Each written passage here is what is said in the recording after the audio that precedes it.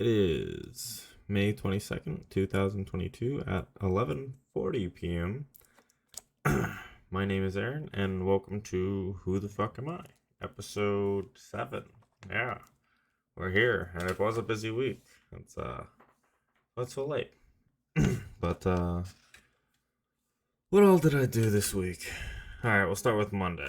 So, Monday I decided to change the brakes in my truck because I had to uh catch a flight to North Carolina this week, and that was a whole thing. So I guess I mean I pushed my brakes a little too far, I think, because I started to hear metal on metal. So I have a side by side photo of what they look like, the new ones versus the old ones, and yeah, that was a pain in the ass. But it got done for the most part. Well, uh, I had to one of my brake calipers, one of the pistons ended up being seized, and I just couldn't unseize it. Even like using the actual brake pressure. So I only got three of my new brake pads in, and I had to use the one that I deemed the one with the most still like pad left on it, and I put that into the other side for right now because I had to obviously catch my flight for work. And so right now that's how my truck's situated. So I'll have to make sure to change that. I'm gonna actually have to go in, and I might end up having to get a whole new caliper. So that's cool. That might cost a little bit. But aside from that, the next day wasn't too bad. It was actually a really easy flight, and then the whole trip up there was pretty calm. It was just a inspection and like maintenance job, so I didn't have to carry too much stuff with me. The highlight of it was the hotel that I was staying at on Wednesdays had where they would had just unlimited booze, and they had like a selection of like three local beers and then like two or three bottles of wine, and then they had just this a small like food bar of I had fried rice, dumplings, and God, I'm trying to remember fried rice, dumplings. Oh, and it was just mixed veggies. Um, but yeah, oh, that went really well, and then Friday came around and caught my flight back. Drove back up here with my new brakes. They do feel very good though. I'll give it that. I mean, I guess if only three are there, um, my truck's rode a lot better now than it has in a good while. But after we got back, we ended up going out that evening. My girlfriend came down this weekend to see me, and then we went out with friends. We went out with my buddy Morgan, Carl, and Brandy. We went to Dave and Buster's, and we actually ended up winning. We won some a Nerf gun, another plush toy. I we always win a bunch of stuff whenever we go to Dave and Buster's, like this guitar back here. This thing's Dave and Buster's, and uh, that guitar's Dave and Buster's. Then we got this like fountain thing that like goes over like rocks and stuff, and then we also got we won a lot of shit. I don't know. We There's this one game that we kind of abused because we figured out how to play it, and yeah, no, I just get a bunch of tickets and go buy a bunch of shit from Dave and Buster's. But it was a blast. We just went out and had a good time. Um, I wrote something down here. Oh no, that's for everything. But after that, we had a good night. Got back, and then I told you that my niece had a graduation party this weekend, which is why I'm here so late. And so Saturday, we ended up heading down to Jacksonville just so we could stay the night and not have to go there in the morning. Uh, but we got there, and then my sister somehow roped me into moving this giant fucking dresser. It was huge. I didn't plan on doing that at all, but we managed to get it out of where she wanted it and into a storage unit. So yeah, I ended up getting used for my I go put to work, I guess. But after that, we ended up going out with her oldest, which is the one that's graduating, Karasai, and then her second one, Creighton, and we just had a dinner together that was really, really, really good. And after that, what else do we do? I think. Oh yeah. Then it was the actual party, because then Sunday rolls around, which is today, at least for another 15 minutes. Sunday rolls around, and I don't know. We threw on her party. We helped her set up and everything, and I think it went well. I don't know. I'd have to ask her. I haven't talked to her since I left her house. So, um, but yeah, she graduates Wednesday, so I'll actually be having to make the drive back to Jacksonville in like 2 days. Mm. Sorry, excuse me. And then she'll be heading off to college in August now. So gosh, it doesn't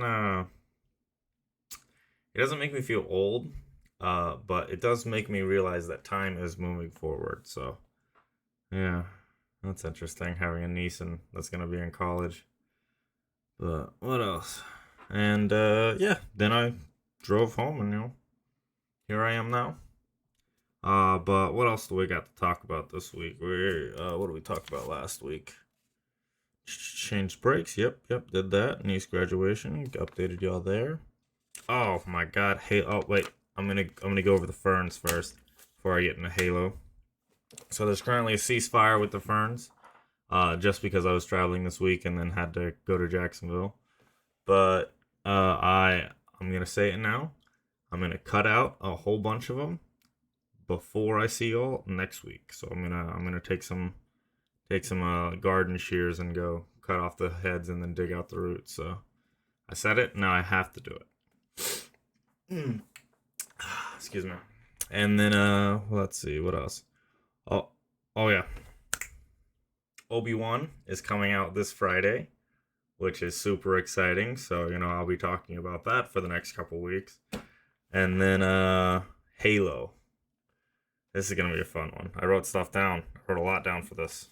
Took up 2 post-its. So I have no clue how. So last episode, obviously, I gave it a great review. I said I enjoyed the episode, but they set it up so well, and then just managed to drop the ball fantastically. So how I thought it was gonna go. All right, I'm actually gonna say this right now.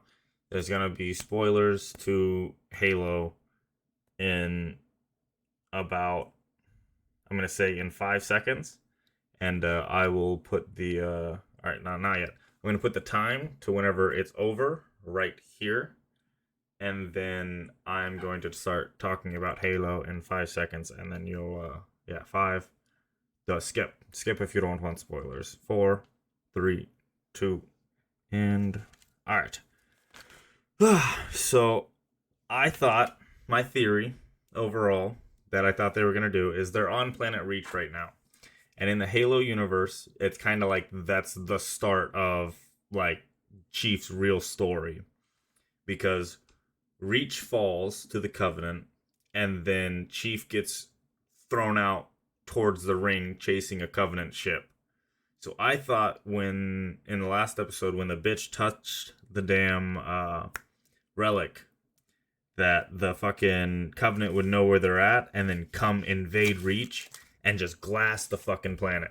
I think this would have been a great decision for 2 reasons. One, I think even if you aren't super into Halo, like you didn't play the first 3 games when gaming was still pretty nerdy, a lot of people know Reach as it got a little bit older, so that the name rings a bell. And I mean, most people kind of know what happens to Reach in the Halo universe. If you know anything about it, it gets wiped off the face of the earth, or I guess face of Reach. So I thought they were gonna kind of do that and have that be like a real gripper towards like season 2. And they seem like they were setting it up, because in the original, there's kind of a parallel with the team that they have in the show, which is Silver Team, to Master Chief's normal team, which is Blue Team. where they have Kai kind of paralleling Linda, and then Fred and Samuel being paralleled by Riz and Vanek almost. Like, I don't even feel right saying that. But I thought in the original lore, one of the big foundations of Chief being like his character is that his one of his team members, Samuel, dies. And I thought that was going to be either Riz or Vanek in this. It doesn't turn out being either of them. I think one gets injured by a fucking plasma grenade, and that's about it. And then there's more, but that doesn't happen. And then also they fucking end up going to this stupid fucking the Covenant homeworld, which they haven't really even explained yet, that the Covenant isn't a single species of alien. It's multiple species that form a group, pretty much, which is the Covenant. I just don't like how they represented the world, but they could have kind of kept the original story and merged it into this whole like gripping sequence of like the fall of Reach and everything being just destroyed. But instead they had this mission to save the human Covenant chick, and that Chief has basically fallen in love with. And the mission ends up going awry after showing the most weak Covenant homeworld I could have imagined, especially with how like the Sangili and culture is described, where they're a very warrior culture that's also like very respectful and whatnot. It looks like okay. I don't know, but basically the mission ends up going to shit. And how we perceive the Chief is it's the Chief doing everything, helped by Cortana. But instead, Cortana takes over the Chief, and it becomes like, because I remember talking about where I said that the chip is basically inside the Chief's head now, and like not in the suit, because Cortana's always been in the suit. And then now they basically just had Cortana take over the Chief and then do all the badass shit. The Chief's consciousness isn't even aware. He doesn't even know what the fuck he's doing. It doesn't seem like, with how they described it. And that's not Halo. I'm sorry, but that's not my Chief. I'm just saying it. I think, like I said, if this show was called Chalo and had no relation to Halo, I think it would be okay. But so far, I'm not excited for much more from the series. But I mean, I'll watch it just to tell you what I think about it. But so far, I'm gonna lock this up to like the Dragon Ball Z movie that was made, that was live action, that doesn't exist in my mind, or the Avatar movie that was live action, Ong, that doesn't exist in my mind. This is probably going to go into that whole category of like stuff for me. But yeah, that's that. That's Halo. But on the bright side, what we did get to see this week was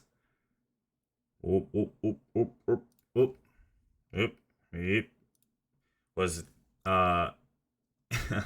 Johnny Depp's lawyer just absolutely tear apart Amber Heard, which I took a good bit of just timestamps out. I'm gonna end up skipping some of these, probably just for time's sake, but I'm gonna go ahead and pull out a good bit of them and try to give you a good narrative to this hour and 20-minute video. Let me just take a drink of water.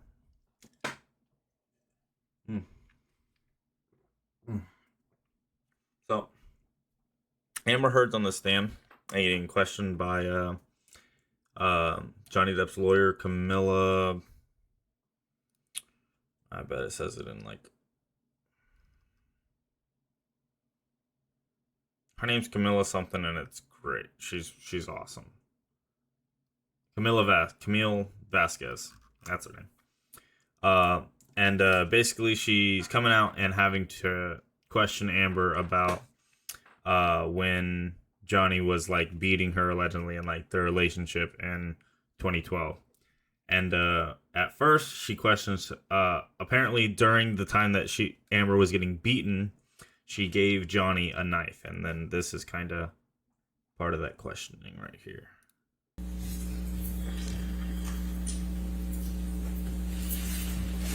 Yes, that's it. That's the knife you gave to the man who was hitting you, right, Miss Heard? I wasn't worried he was going to stab me with it when I gave it to him, that's for certain. But you gave it to him while he was abusing you, allegedly. I gave it to him that year. Master Deputy Sheriff Lucy. And then they go on to show it to the jury. But yes, that's the knife you gave to the man that was beating you, right? Yes. And then we're gonna jump ahead to where's the phone, which I do believe. So they're questioning her about where the phone was at for that he apparently beat against the wall, and then hurt his finger in her version of the story or something or another. Is that your signature? Yes, it is. And your signature appears right under the statement, quote. Oh, 650, not 850. My bad. Yep. Wall mounted. Yeah, so there are two phones in the bar area. There was a wall mounted phone. I don't know if it was decorative or what, but it was what, like it looked antique, large and antique. And what the large and antique one that's not depicted in any photograph, including ones you took, is the one that Mr. Depp damaged, correct? That is correct. I only took pictures of the mirrors. So there's no picture of that damaged phone? I didn't take a picture of it, no. How convenient. So yes, this is a photo that was taken. So the phone that he apparently beat against the wall was right behind him. And then there's another photo from a different angle that also doesn't show the phone that they showed at another point in time. So it just seems very convenient that there's no photos of this phone. Where's the phone? And then it goes into talking about this the bottle. Or 950 is what I got. Let's see. Okay. Well, we'll get to the sequence.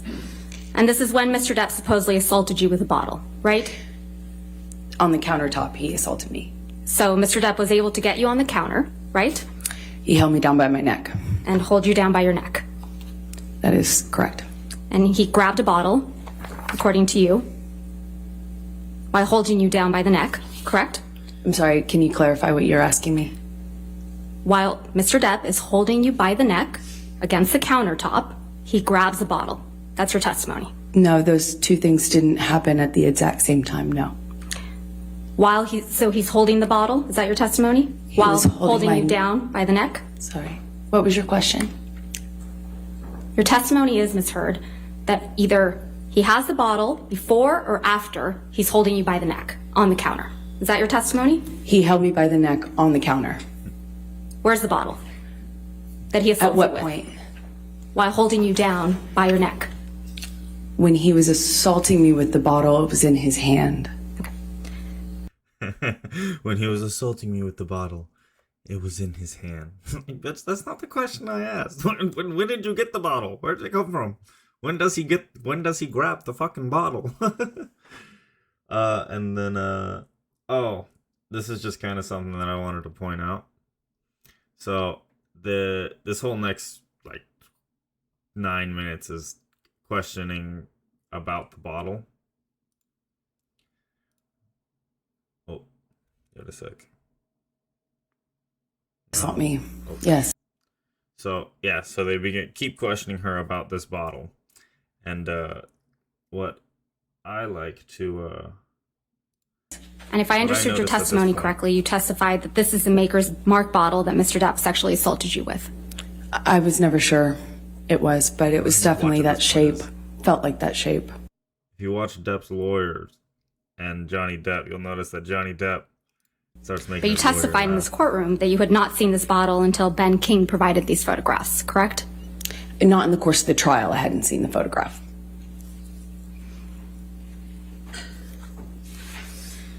You claim you had serious injuries after this alleged incident, right, Ms. Heard? Depends on what you would call serious. For me, you know, having a sore jaw and some bruises at the time of my relationship. Oh, I'm in court.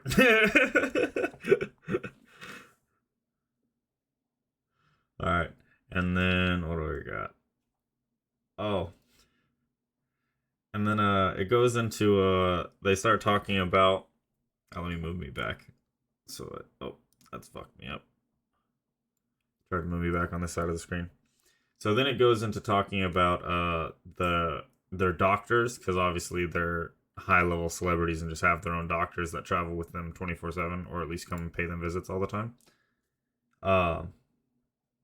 And it basically, she's asking her, is this your doctor? Or was this the person that was taking care of you at this time, pretty much? Dr. David Kipper is Mr. Depp's, or was Mr. Depp's physician, right? I believe he still is. But Yes. he was at the time. Yes, that's correct. And he was also your physician. He also saw me. No, not saw you. He was your physician, correct, Ms. Heard? Johnny was the client, but he also treated me. All right, let's please pull up. Do you remember giving testimony in this case in a deposition, Ms. Heard? Yes, I do. I've given a couple. I bet you have. So, asking her a blatant question, is that your physician? And then immediately cuts for about a minute. Thank you. I have no objection, Your Honor. And he was your doctor at this point, right? Yes, he was. Gotcha. Yeah. So go ahead and catch her out. There wasn't super interesting stuff. I watched this for you, so you don't have to watch it. But around about right here is something that I particularly liked. So apparently, Amber Heard said that either his psychiatrist or another physician of Johnny's said that, or she said that he threw something at her. And so this goes into that pretty quickly. So it's your testimony that Miss Lloyd would forget that Mr. Depp, a very famous patient of hers, threw a can of Red Bull that nearly missed her, according to your version of events? To be fair, I just don't remember if she said when she testified that she didn't recall that incident or if it didn't happen. I don't remember what she testified to. But I have a vague sense that she didn't recall much at all. She recalled, and she testified in this courtroom, that Mr. Depp never threw a can of Red Bull at her. That was her testimony, wasn't it? I don't recall what her testimony was with regards to that one incident, no. You actually Like I actually, there's another point in this where I swear that she's sitting there, she's reading something, and then it seemed like she flipped it upside down to like read it again, or like it looked like she was reading it to be like, oh fuck, what did I say? 'Cause she was reading one of her transcripts, and then she flips it upside down, and I was like, was she reading that upside down? And now I gotta fucking find that. You know, I'm not gonna worry about it.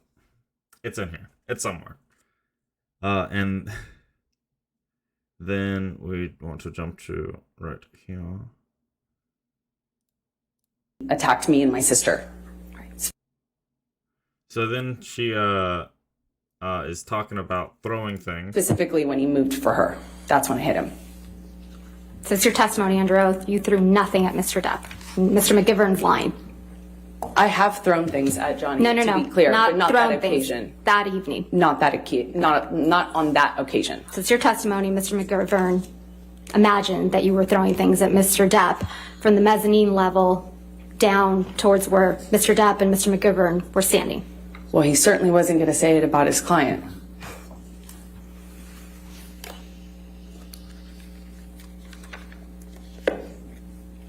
Ms. Heard, you and Mr. Depp kept a journal together, didn't you?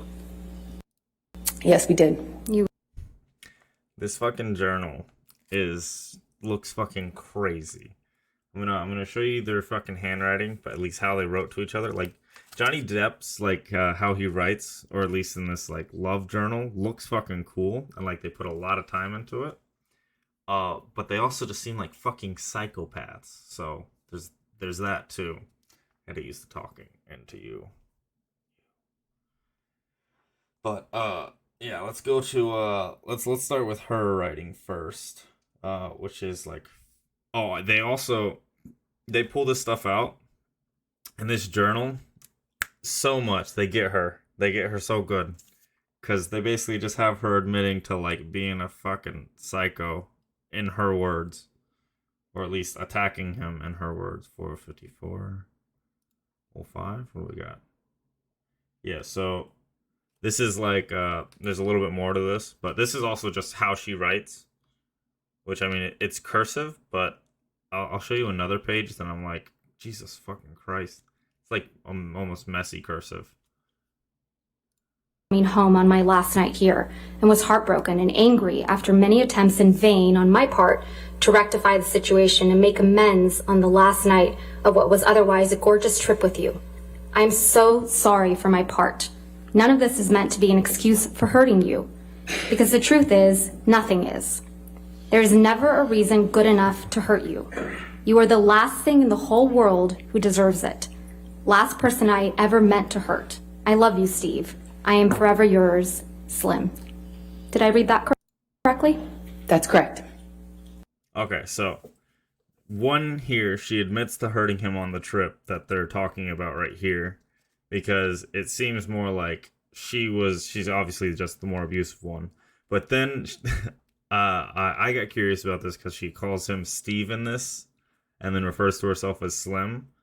I was like, when has Johnny Depp ever been known as Steve? And so, at least while I was breaking down the times, I went ahead and found it out for you. So, you don't have to. So, apparently, he's called Steve because the film, it's referring to a 1944 movie, To Have and Have Not. The film features Lauren Bacall and Humphrey Bogart in lead roles, and their characters are named Slim and Steve, respectively. And so that's where their nickname Slim for her and Steve for him comes, which is Slim and Steve. I guess Steve used to be like a more romantic name, because now it's like Steve. But let's see. But she admits to basically hitting him there, and then I just want to show you Johnny Depp's handwriting, which is at 58. Yes, this is his handwriting. Look how like it looks awesome. Like look at his E. Like it's so cool. But at the same time, this is how psychopaths write, or at least in my opinion, or how I would imagine it. But also, my girlfriend said that I write like a psychopath, because when we were watching this together and like pulling the times. At least this is how I was marking the times whenever that's upside down. How I was marking the times for like pulling times out of this at first. I refined it better, but that's how I started doing it. So I guess I might be crazy too. But what does anyone else do this? Like just write love notes like this? Just, I mean, I'm sure that someone else does it, but like, do most people do this? I don't think so. And then then it goes into they keep talking about the whole trip, and like kind of trying to pull up like physicians that would have seen like the marks that they were leaving on each other, or like could talk about like the actual assault pretty much. And I guess she had a nurse, and they're trying to get her to basically say, so she could see you, right? Like she could just like look at you, put her eyes on you. And Amber ends up going into this whole thing where like, well, here. Late at night. She saw you personally, though, right? She physically saw me, but did not see me in a medical sense, the way a doctor might see a patient. She did not see me in that way. She was your personal nurse, right? She was a nurse assigned to me. I didn't hire her. Johnny did. She was assigned to you, and so when she would see you, it would be physically in person in your home and traveling, correct? She would sometimes see me as like a medical professional would, and then other times she would just drop off meds and physically see me, like as in with her eyes. Right. You testified that during It's like, yes, okay, yeah, we get it. We just want to know if she saw you.